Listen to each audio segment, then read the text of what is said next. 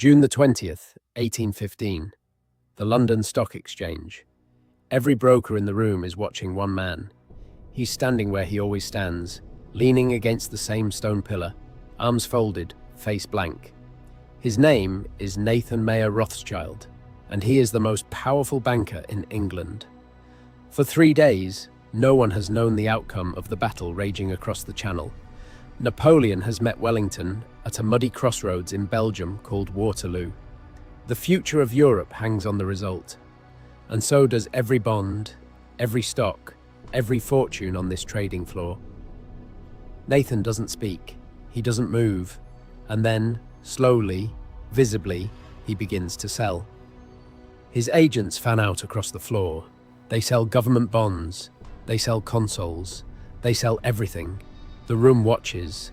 If Rothschild is selling, then Wellington must have lost. Napoleon must be marching on London. Panic. The market collapses. Bonds fall to a fraction of their value. Men are ruined in minutes. And then, at the exact bottom, Nathan's agents reverse. They buy. They buy everything. Every bond on the floor. At pennies on the pound. By sunset, Nathan Rothschild owns a commanding share of the British government debt market. He has just made, in a single afternoon, what some estimate to be the equivalent of $1 billion today. Because Nathan knew. He knew before the Prime Minister, before the King, before anyone in England. Wellington had won. Napoleon was finished. And the man who told him? A private courier on a private boat, funded by a private network that no government on earth could match. This is the story of the Rothschild cipher, the family that built an empire not with armies, but with information. And the system they invented is still running. In every trading floor, every hedge fund, every Bloomberg terminal in the world.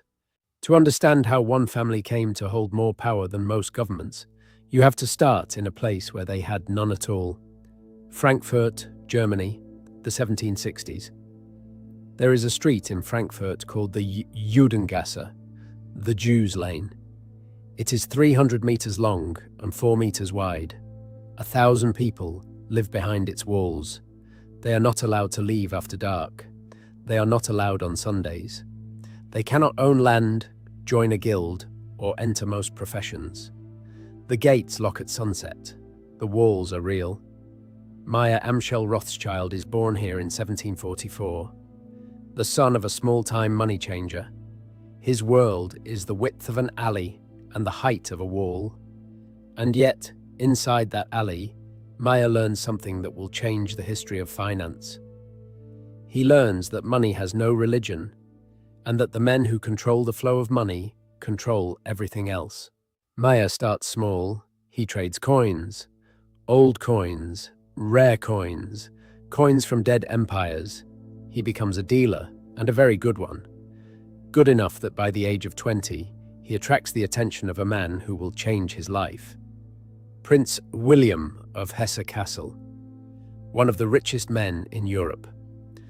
William has a problem that requires discretion. He earns enormous sums by renting out his own soldiers, Hessian mercenaries, to foreign powers. Britain, in particular, pays handsomely for Hessian troops to fight in the American colonies. But William doesn't want his income traced. He doesn't want rival princes or the taxman to know how much he has.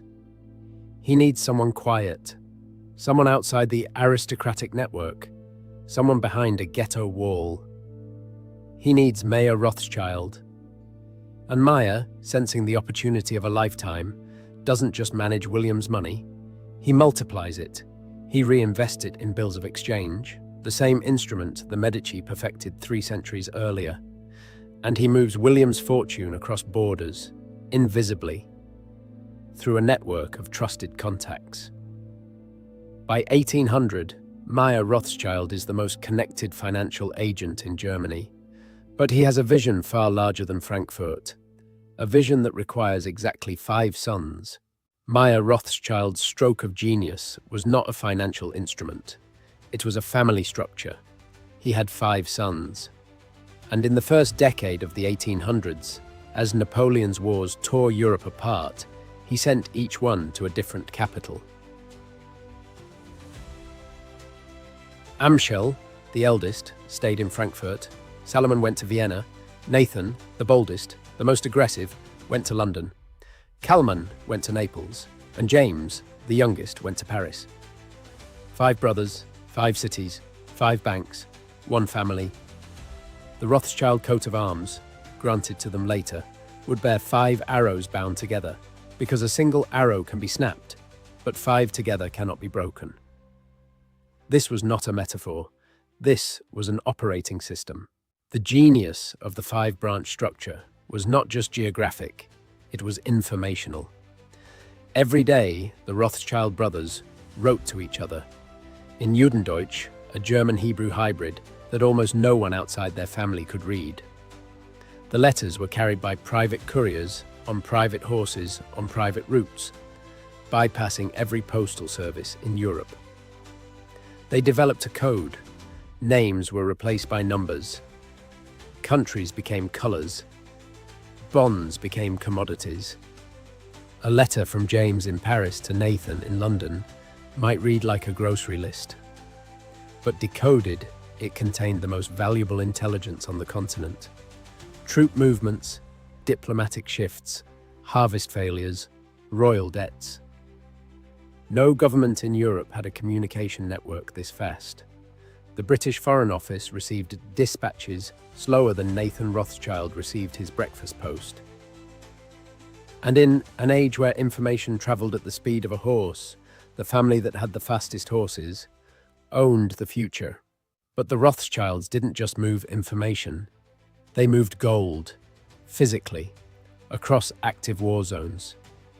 When Britain needed to fund Wellington's army in Spain, the British Treasury faced an impossible logistics problem. How do you get millions of pounds in gold from London to the Iberian Peninsula, across a continent controlled by Napoleon? The answer was Nathan Rothschild. Nathan bought gold in London, shipped it to his brother James in Paris. Yes, Paris, the capital of the enemy. James converted it to bills of exchange through intermediaries. Those bills traveled through neutral banks in Amsterdam and emerged as Spanish currency on the other side of the Pyrenees in Wellington's war chest. British gold laundered through the enemy's own capital, funding the army that would eventually destroy Napoleon, and the Rothschilds took a commission on every step. Think about what this means. At the height of the Napoleonic Wars, the Rothschilds were simultaneously doing business with both sides. They funded Wellington. They operated in Napoleon's Paris. They handled Austrian war debts in Vienna. They financed trade in Naples. They were not loyal to any flag. They were loyal to the network. And the network was, as by 1810, the single most efficient machine for moving capital across borders in human history. Faster than any army, quieter than any diplomat, invisible to any government. Meyer Amschel Rothschild died in 1812. He never saw what his sons would do with the machine he built. But on his deathbed, the story goes, he told them one thing: stay together, and the world will be yours. Bosses, March 1815. Napoleon escapes from Elba. Europe, which had spent 20 years trying to defeat him, her watches in horror as he marches into Paris without firing a shot. His old soldiers flock back to him. The king flees. In 3 weeks, Napoleon has an army of 200,000 men. The bond markets collapse. If Napoleon wins again, every government debt in Europe becomes worthless. Fortunes that took generations to build could evaporate in a single battle. Wellington scrambles to assemble a coalition army in Belgium. Britain needs money, desperately, to fund the campaign. And once again, they turn to Nathan Rothschild. Nathan doesn't just lend, he organizes the largest private war loan in history. He buys gold, silver, currencies, whatever Wellington needs, and ships it to the front through the Rothschild network. He is, in effect, the quartermaster of the British Empire, without a uniform, without a title, without anyone's permission. June the 18th, 1815, Waterloo. The battle lasts 9 hours. 70,000 men die or are wounded. The ground turns to mud and blood. Wellington himself later says it was the nearest run thing you ever saw in your life. But Nathan Rothschild is not at Waterloo. He is in London, waiting. He has positioned a man named John Roworth on the Belgian coast. Roworth's only job is to watch the road from Brussels. The moment a courier arrives with news of the battle's outcome, Roworth is to cross the English Channel immediately, in any weather, at any cost.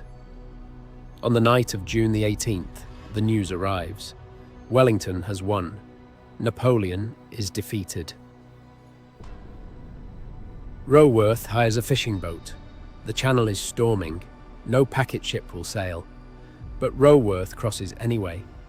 Through the night, through the waves, and lands at Folkestone before dawn on June the 19th. He rides to London. He finds Nathan. Nathan now holds the most valuable piece of information in Europe. Wellington has won. But no one else in London knows. The official British courier, Major Henry Percy, is still on a ship. He won't arrive until the evening of the 21st, a full day and a half later. What Nathan does next is debated by historians to this day. The popular version, and it may be embellished, goes like this. Nathan walks to the stock exchange on the morning of the 20th. He stands at his pillar. He begins to sell. The market reads his body language. Rothschild knows something. If he's selling, Wellington must have lost. Panic selling follows. Bond prices crash. And at the bottom, Nathan's agents buy everything. Whether the manipulation was this deliberate, or whether Nathan simply bought into a falling market with superior knowledge, the result is the same. By the time Major Percy arrives with the official news, Nathan Rothschild has already locked in the greatest single trade in financial history. The Rothschilds didn't win at Waterloo, but they were the only ones who profited from it, on both sides of the Channel, on both sides of the war. After Waterloo, the Rothschilds became something Europe had never seen before. A private family with more financial power than most sovereign nations. They funded the construction of railways across Europe, from France to Austria to Italy. They financed the Suez Canal. They bailed out the Bank of England during the crisis of 1825. They lent to governments that had once locked their grandfather behind ghetto walls. Queen Victoria's government borrowed from them. So did the Habsburgs.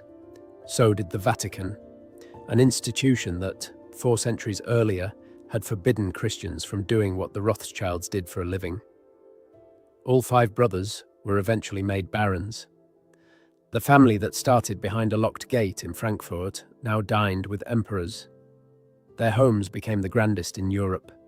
Their art collections rivaled those of kings.